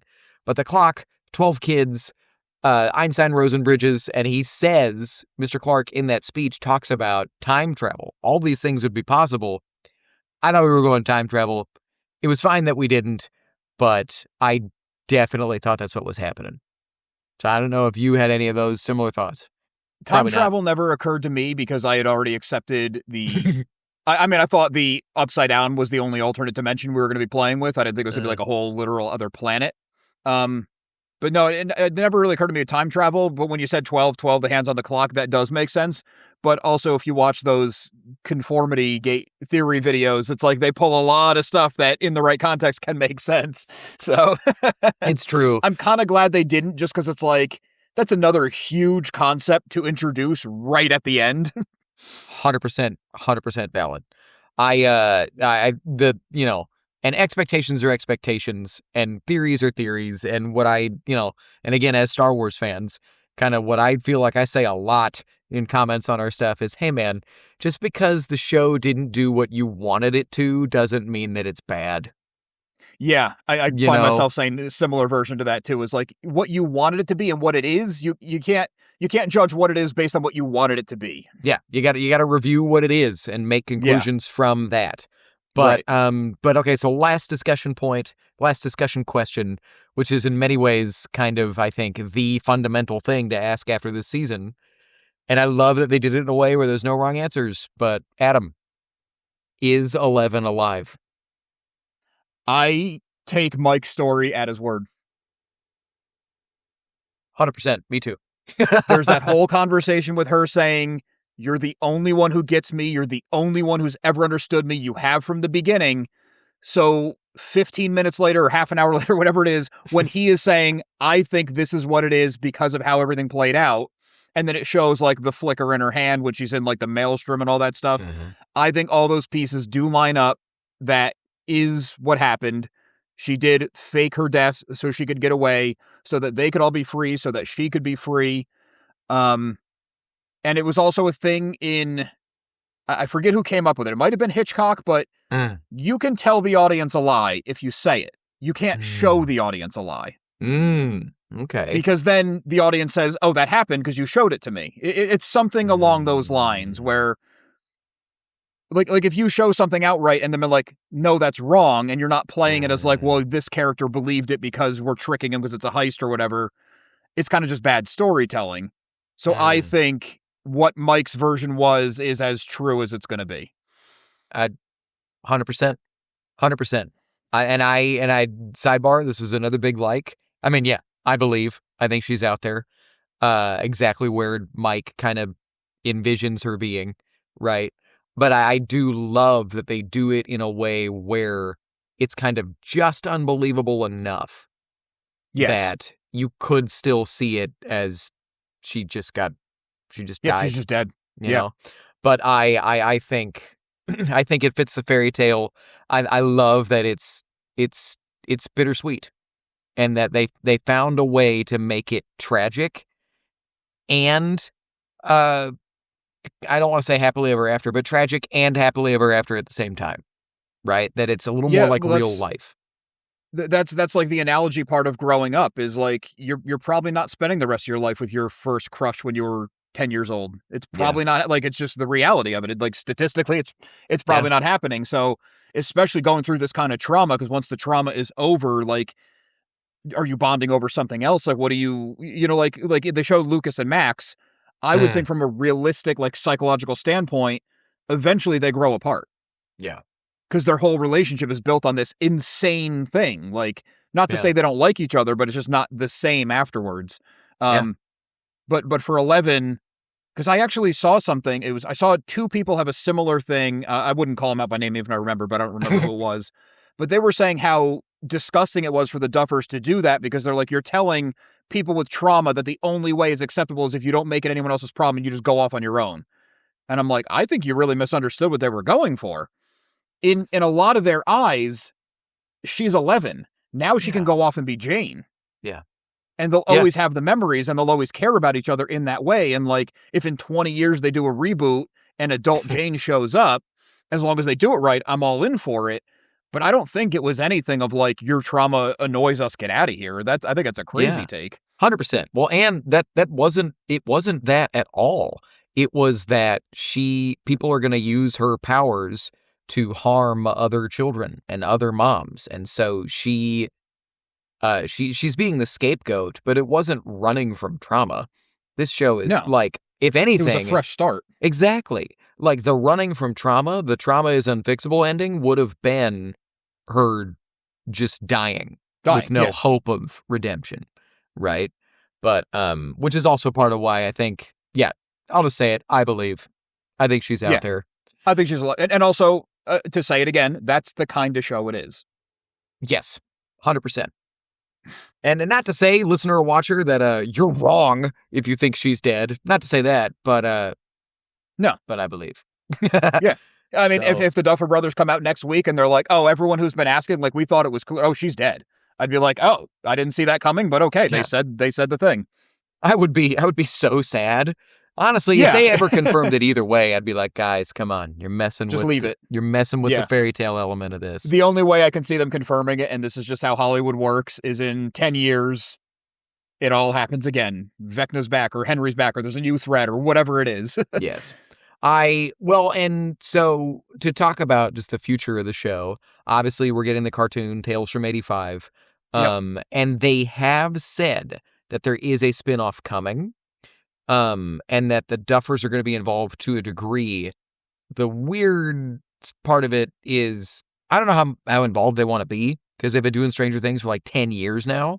Right. But they just signed an exclusive contract with Paramount to develop a bunch of stuff. And we all know how that goes. J.J. Abrams signed a huge multi-million-dollar deal with Warner Brothers a couple years ago that just completely evaporated. Like, it just poof, went away. So these things change. They've said they're involved a little bit. They've said they want to be involved enough to make it good, but they have also said that it's not going to involve these characters. That it's going to be about the Rock. I thought it was going to be the Stone. Yeah, it's going to be about not even involving Henry Creel. Maybe he'll be like in the end of it, but I think it's going to be a whole new story. Yeah, So let's put on the fan fiction hats for a second. If you were Adam, we have come to you. Pitch us your Stranger Things prequel about this Rock. Well, what like ideas do you have for this? It would have to be the wormhole into the abyss, but I would have the abyss populated.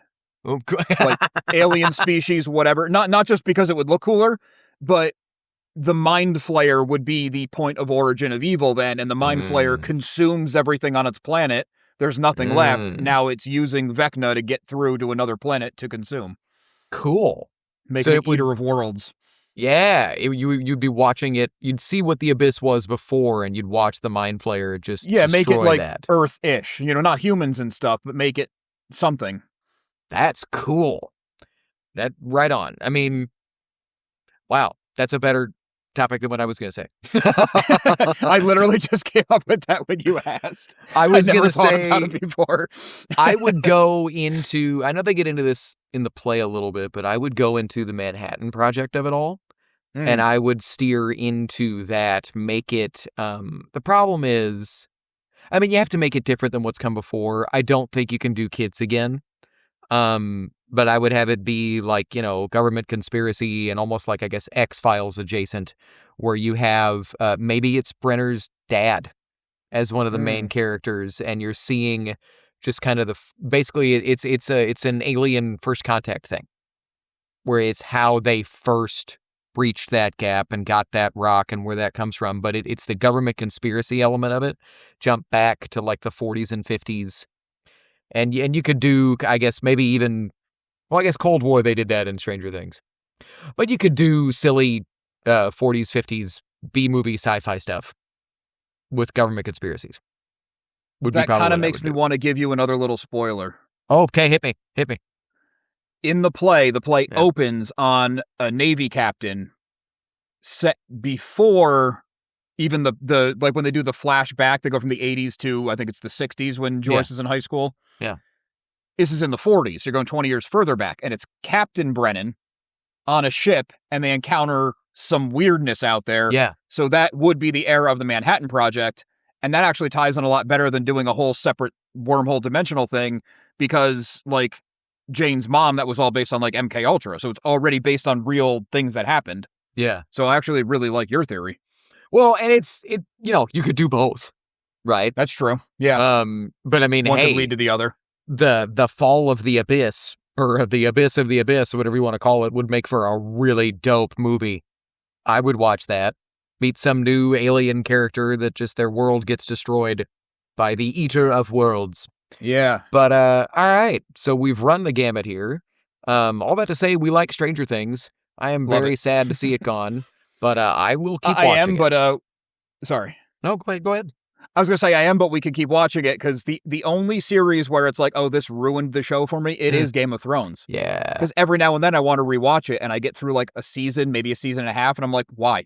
I know where it's going. What's the point? And I stop. Well, I got into, we keep talking about online and being on too much, but I am a Reddit guy, and I will not release my screen name so that I can maintain some anonymity. But I got in a fight with someone that was, thanks, but I was talking about, somebody brought up character assassination. And, or no, I did. That's right. Somebody was talking about Game of Thrones. This is just as bad as Game of Thrones. And I was like, no, it's not, because they didn't character assassinate the leads. They didn't just change, or really everybody. They didn't character assassinate very true to who they were. And that's the thing is, I got my quibbles about like Hopper, right, and how he was kind of in stasis to a degree, but he also did grow in that last scene with Mike, and he got to move on. And to play devil's advocate on Hopper, some people don't change. Some people don't change. And well, exactly, and then that's very valid. Like I've talked about, to steer into the Luke Skywalker Last Jedi of it all, it never bothered me that he pulled his weapon on Ben, because that's who the Skywalker boys are. That impulse reaction to stimulus is the same from the moment you're born to the day you die. What changes is how you evolve and react to your kind of knee-jerk reactions, right?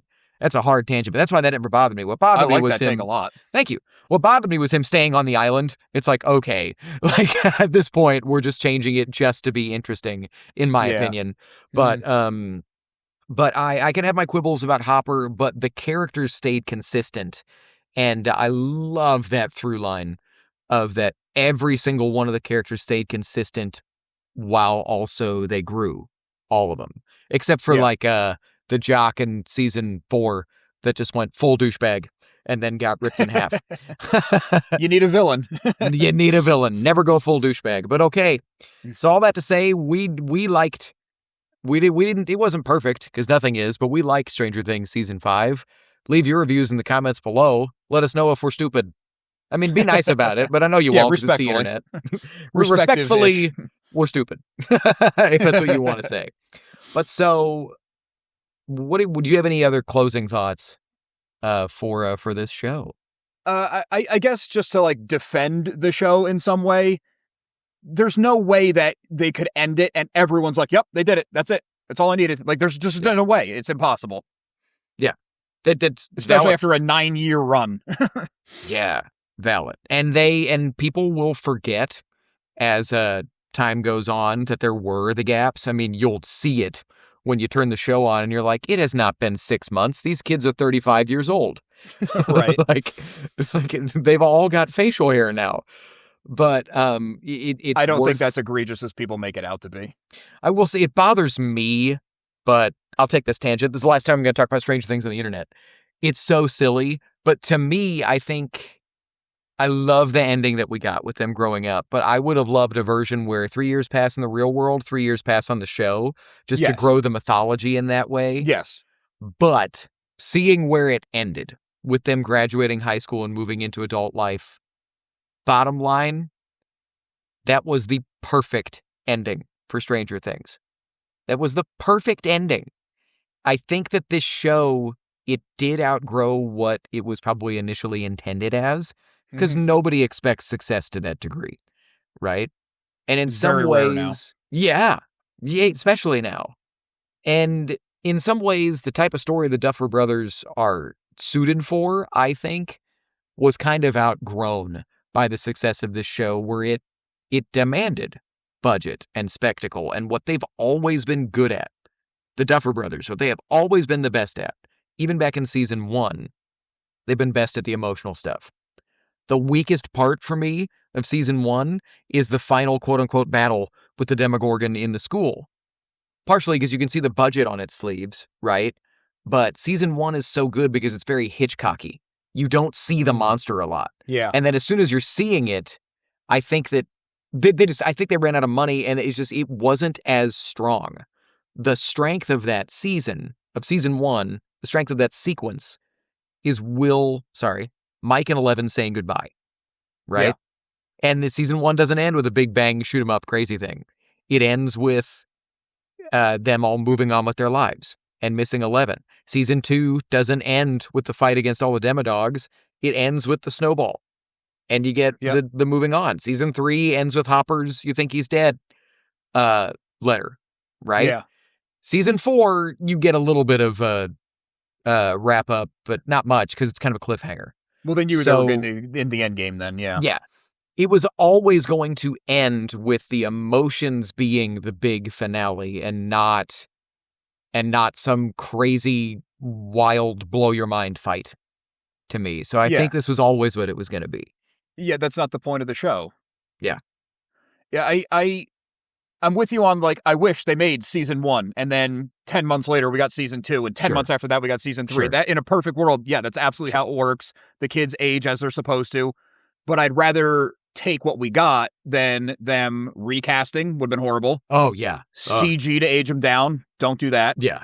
I'm glad they just made it work, and they said, okay, look, maybe it's not perfect, but the scripts are solid, so we're going to give the best show we can give. Yeah.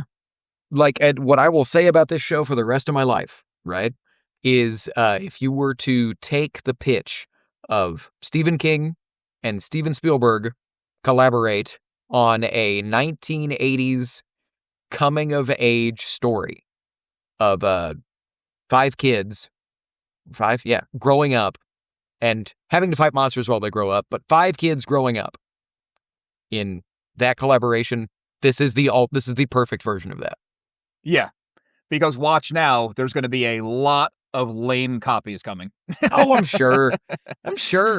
Well, and it's funny, people forget, but this has been tried before. Super 8. J.J. Abrams. I love Super 8.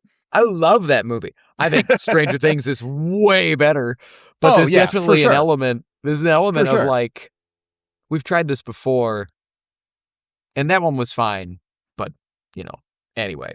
But, all right, man. I think we have exhausted this topic. I think so. But I had a great time with it. I know we're late to the game and all that stuff, but I still had a great time with it, so thank you. Dude, me too. Thanks for coming on the show. Always welcome here. Just a quick Star Wars question before we wrap up. What are your thoughts on the state of the Star Wars? It is February 13th at the time of recording. I'm excited. Cool. I like to be objective and nuanced, which I know there's no place for that on the internet. You have to either love something or hate it. Sure. But Kathleen Kennedy not doing the best job at Lucasfilm. Sure. But she is not to blame for everything that we didn't like. Sure. You can't say she ruined Star Wars because of Rise of Skywalker, but I do love Andor and Rogue One and The Mandalorian. She was still the studio head. So, okay, fine. But things were not going as well as they could or should have been. So a change in leadership, not even saying for Dave Filoni, but any change, let's give it a shot. Cool. That being said, I think Dave Filoni is the right guy for the job. I also like that they're splitting the job, where you have Filoni being the creative and you have Linwin Brennan, thank you. Yeah. As the business side of the job. Because Dave Filoni himself had said, I'm more of a big picture storyteller. So he doesn't need to be writing every word of dialogue. He needs to be overseeing big picture stuff. Yeah. I'm all for it. Mandalorian and Grogu probably wouldn't have been my choice as the first movie back after 7 years, but I understand why they're doing it. It's a safe play. So I'm all in for it. I'm excited. I'm going to be a Star Wars fan till the day I die, so I'm holding out hope. There's things I don't like. Fine. I can move past those and watch the things I do like or read them or whatever. So I don't know. How about you? All of that agreed on basically all accounts. I just in general, hopeful sounds so silly to say that I'm hopeful about Star Wars, but I'm excited about what's coming. The only thing I ever get uppity about is when I see people say, like, I'll post something through the podcast or whatever, and people will say, we need this project to save us, or we need it to save Star Wars. It's like, stop. I've been around since before the prequels, and everybody was saying the same stuff when the prequels were coming out, that like Star Wars is dead and they killed it, So I'm just excited. I am stoked for Shadow Lord. Yes. I'm very, very ready for whatever that is about to be. I think that trailer is incredible. I think that show, the animation looks great. Yeah, their animation gets better and better, like leaps and bounds. Look, we are in the 21st year of Lucasfilm Animation existing, and it's one of the best animation studios in the world, in my opinion. I can't wait for Shadow Lord. I also can't wait for Mando and Grogu. Similarly, I see people say that, like, this has to be the biggest, baddest, Thrawn-centric, set up all the Mando stuff movie, and I'm like, no, it doesn't. It doesn't and it won't be. It doesn't and it won't be. It has to be a fun, character, like, based adventure. Just give me a good time, and I'll mash popcorn in my face and just have a ball. That's all that I want. Entertain me for 2 hours, tease Thrawn at the end, throw in a couple cameos. Yeah. Even if you don't tease Thrawn, honestly, I'll live. Yeah, that too. Because I also think that's Jon Favreau's storytelling style. I think that you think about Iron Man, I think that he does really, really well when we're going to narrow the scope and tell a very, very, very good kind of Western story. Good guys and bad guys, let's have an adventure. Yeah. But, all that to say, man, thanks for coming on the show. And thanks again for having me. Dude, literally always. I'll talk to you off mic, but if you want to come on and talk some Shadow Lord or something, talk about this guy right over here, Darth Maul. But right on, dude. So let the people know where they can find you if they haven't yet. My main thing is Imperial Remnant on YouTube. It's Imperial Remnant Podcast on YouTube, just because Imperial Remnant was way too generic and I should have picked a better name. But yeah, YouTube's my thing. I'm on the socials, but YouTube's where I spend my time. So. Right on. Go check out his lore videos. They're good stuff.